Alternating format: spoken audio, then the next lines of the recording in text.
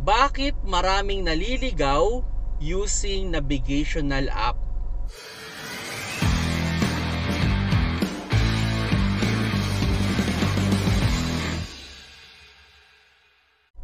Hello mga paps, I'm Kuya Shane at pag-uusapan natin ang navigational app. Well, may dalawang common lang naman na ginagamit tayong navigational app. Google Map at yung Waze, no? Yung Google Map, pwede natin gamitin to kahit walang internet as long na nakasave sa cellphone natin yung mapa ng lugar. At yung Waze naman, ito kailangan naka-online siya para magamit ninyo.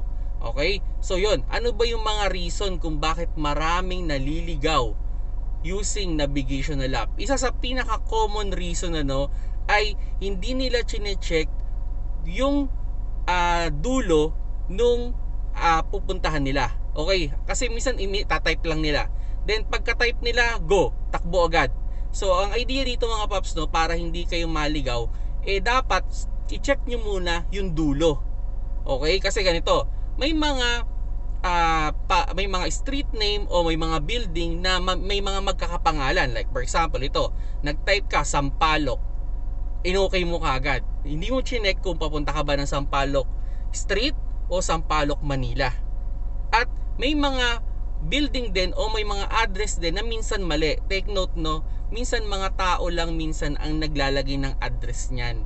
So may mga pagkakataon na mali talaga yung address. Kumbaga, sabihin natin, tinype niya yung pangalan ng isang building, pero yung building na yun nandun pala sa kabilang street. Mali lang yung pagkaka-enter nung nag-registered.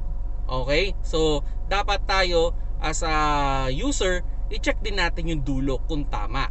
Okay? Now, pangalawang reason kung bakit maraming naliligaw, dahil mali yung posisyon ng kanilang cellphone sa loob ng kotse. Ang pinakamagandang posisyon kasi niyan, it's either nasa gilid ng window or nasa ilalim ng windshield. Pag kayo ay nag-request ng or chine-check nyo na yung na-navigate at yung cellphone ninyo ay nasa gitna o natatakpan nitong yero nating bubong, hindi yan magiging accurate. Pwedeng magiging ahead yan o magiging late yung pagbibigay sa'yo ng direction. Just an idea lang mga paps, ang ating cellphone, ang accuracy niyan is 10 meters yung radius.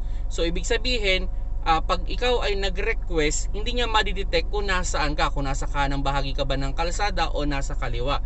Kailangan mo pang tumakbo ng at least mga 10 to 20 meters para ma-determine niya kung nasaan kang exactly location.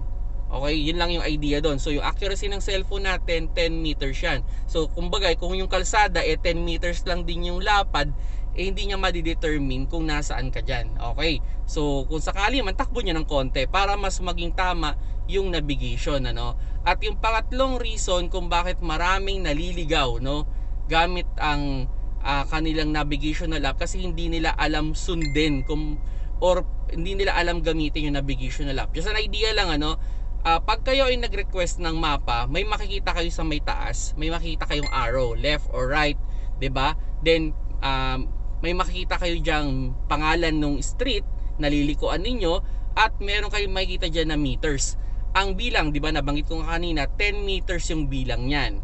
Okay? So kumbaga by 10, so 10, 20, 30, ganun yung pagbilang niyan, At pagpaliko ka na, magiging yan halimbawa 20, 10, tas liliko ka na nun. So now, bago ka lumiko, tignan mo rin kung may street name yung lilikuan mo, check mo kung tama yung street name. I-check mo rin kung meron ba siyang signage na one way ba siya o hindi naman. Okay? So yun yung mga idea lang para hindi kayo maligaw gamit ang navigational app. Ito, medyo kailangan nyo talagang practicein. Okay, practice lang at makukuha nyo rin yan. Kung nagustuhan nyo yung video, paki-like at you can share this video especially sa mga new driver o sa mga driver na gagamit pa lang ngayon ng navigational app. Kung nagustuhan nyo yung video, paki-like na lang mga paps.